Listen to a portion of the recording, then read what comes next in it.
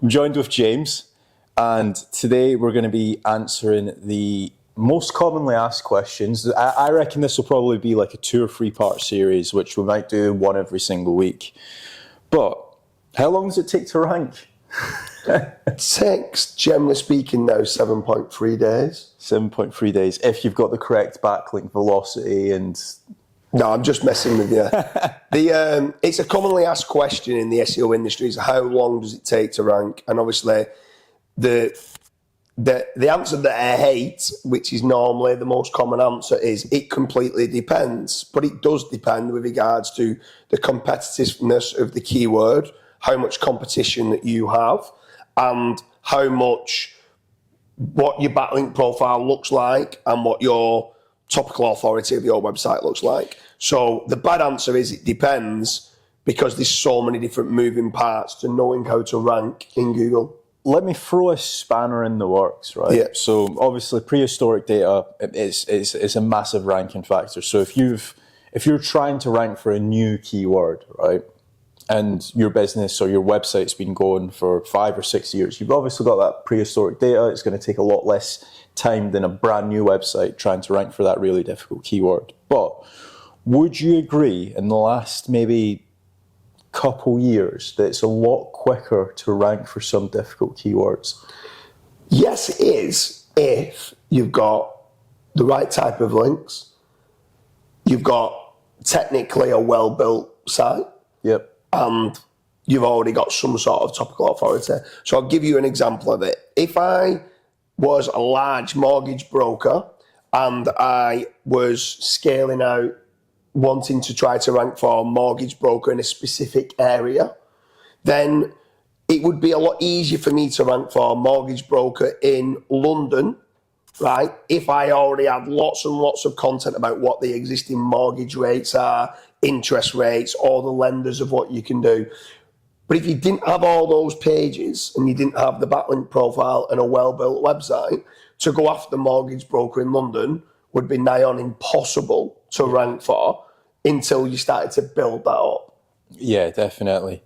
I think we can both agree on that. Like, topical authority is massive, obviously, and not only that, is some difficult keywords you can actually rank fairly quickly, but you just need to spend more money. Yeah. So that's another factor as well. Like, for example, if you are competing against somebody that is spending, let's say, 10 grand a month on SEO and you're only spending 5,000, they're going to get double the results quicker than you. So for a keyword, it might take you 12 months, but for them, it might take them 6 months. If all things are equal, obviously. I think the hard part with regards to a lot of business owners or marketing managers might have had the fingers burnt by hiring the wrong type of SEOs.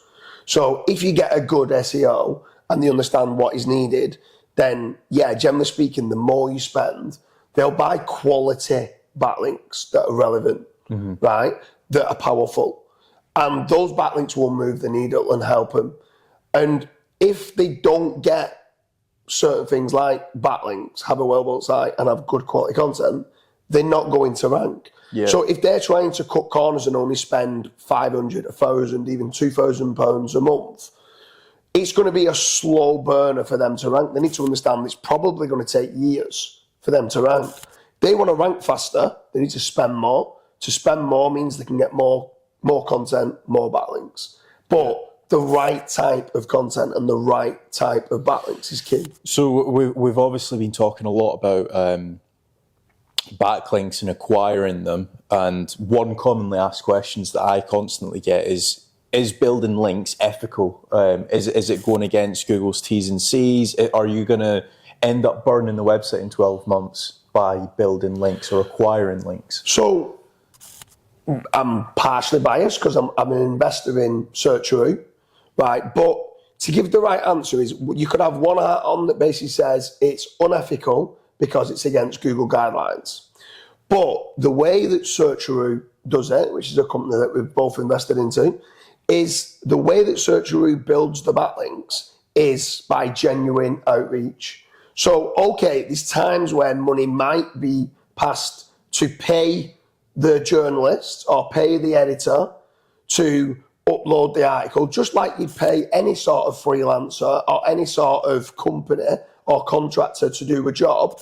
If we are trying to work with a webmaster to get a link placed on that site to the client's website, there's work involved. And does not everyone charge some money to do work? Yes, they do. So we don't just go placing links on hack domains or PBNs. This is genuine outreach. And these are links that are being earned because the website they're linking through to is relevant and good quality. Yeah. So I would not recommend going to places like Fiverr and Freelancer and stuff like that are just spamming you with 5,000 backlinks. These are earned links because you are genuinely outreaching to the webmasters to get a link placed in a topically relevant article or writing a new article which is going to add value to their website. I think that's very different to just going out buying any old links, which is against Google guidelines. I mean, the reason why I'm asking it is because I get it asked a lot by marketing managers, business owners, and they're always kind of like afraid, like, oh, should we be building links? Should we not? And then as soon as you start like showing their competitors, and their competitors are doing outreach, acquiring links, maybe even doing directory listings and stuff. As soon as you start showing the bigger picture of like, look, this is what your competitors are doing, they become very much on board. But it's one of those questions where it's like people are sometimes scared to give a black and white answer to it. Yeah, it's a difficult one because you need backlinks. Yeah. Whichever way you're going to acquire those backlinks, whether you buy them or you earn them or you just try and write content and the links will come. Well, you don't rank unless you've got backlinks. So the links won't naturally come because people won't see the article that's being done.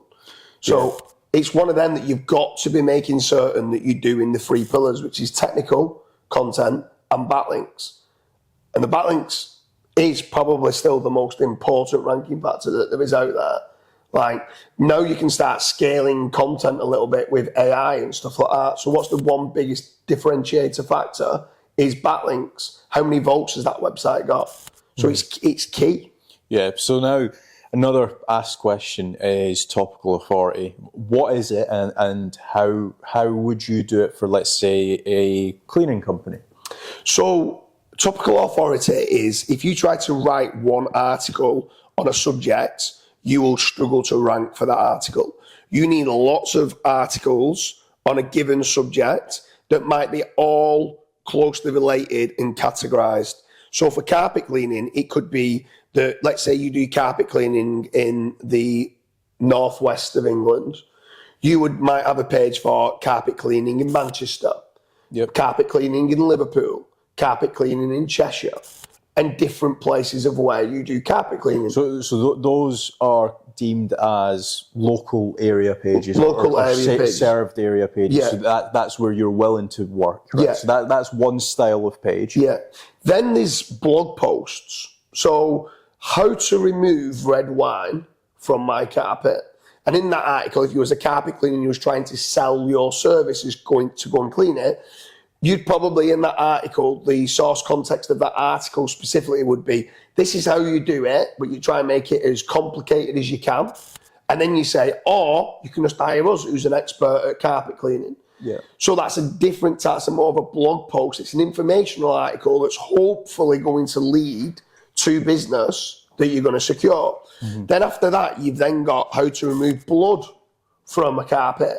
And it's very similar kind of setup where you're explaining what materials or what chemicals you might be using to remove blood from a carpet.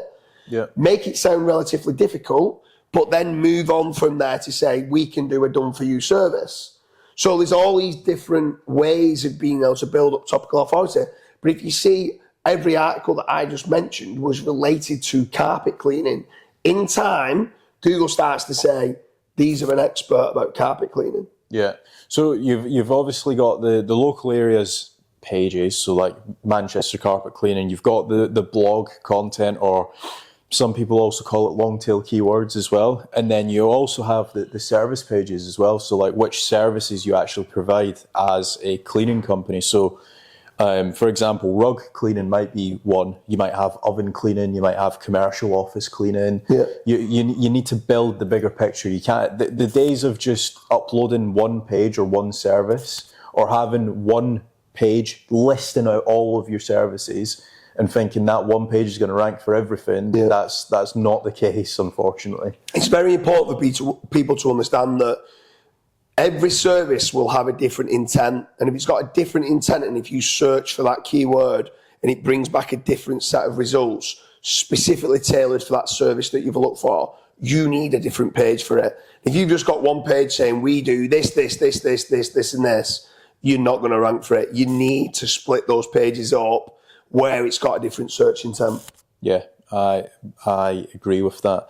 And then another, the last question is, how important are GMBs, and would you get a lot of reviews, or how would you get a lot of reviews? So a Google Business Profile, or what was previously known as a GMB, is unbelievable for local listings, right? Especially, I would prefer to have a Google Business Profile than a website if I was a restaurant and I could only choose one. Yeah. Right? Or if I was a breakfast place. Mm-hmm. So I was just recently in London this weekend, and I was asking the question to my mum and my brother, right, where we're going to go for breakfast, and all of us went onto Google Maps to say breakfast near me, and was looking at the reviews and was clicking on going, oh, that's only 4.1, this is 4.6, let's go to that one. And we're quickly having a look at the photos and going, this one looks nice, yeah, my mum wanted these pancakes and I wanted eggs Benedict, and I'm like, yeah, that one looks good, okay, we'll go there. So for certain industries, a Google Business Profile is very, very, very important. For e-commerce, not specifically that important. For certain industries where they're not looking for specifically local, not really that important. But if someone's looking to go to a local restaurant or a local cafe, it is vital. And with regards to reviews, yes, reviews are very, very important. Not just for ranking, but for actually, we was looking at there was like 16 restaurants where it was at Oxford Circus in London, and we were searching and we was clicking down from like, oh, it's 4.9, let's have a look at that. Oh, it's only got 2 reviews. I moved to the next one. So I was going, not enough reviews, scores too low. And we was grading it via the reviews, narrowed it down to the top 3, and then we quickly looked at photos. So if you do have a GMB or a Google Business Profile, adding good quality photos on there as well, is that the first thing you're looking at it is going yes or no. It's almost like Tinder.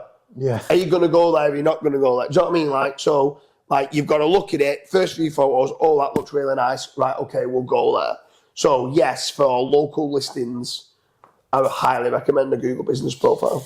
Yeah, it's it can be difficult at times, like trying to get reviews and stuff like that. So a few tips that I would say is try to incentivize people to leave reviews. Like, I don't know if any of the restaurants done this, but when I was abroad, there was a load of ice cream shops, and they were essentially giving out a free scoop of ice cream if you left them a 5-star review, which I thought was brilliant.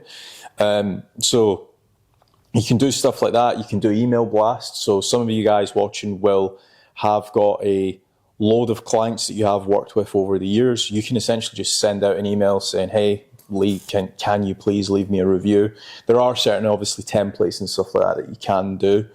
And then there's also, I don't know if you've seen these, but there's also these like cards that you can get, and it's like a QR code, and it just pops up with the Google My Business, and they can leave a review very, very easily. But going back to what you were saying, the photos and the videos, how much of a difference does that make? Oh, it makes a huge difference. Not just for like I said, not just for rankings and getting in that map pack, not just for that, but the conversion.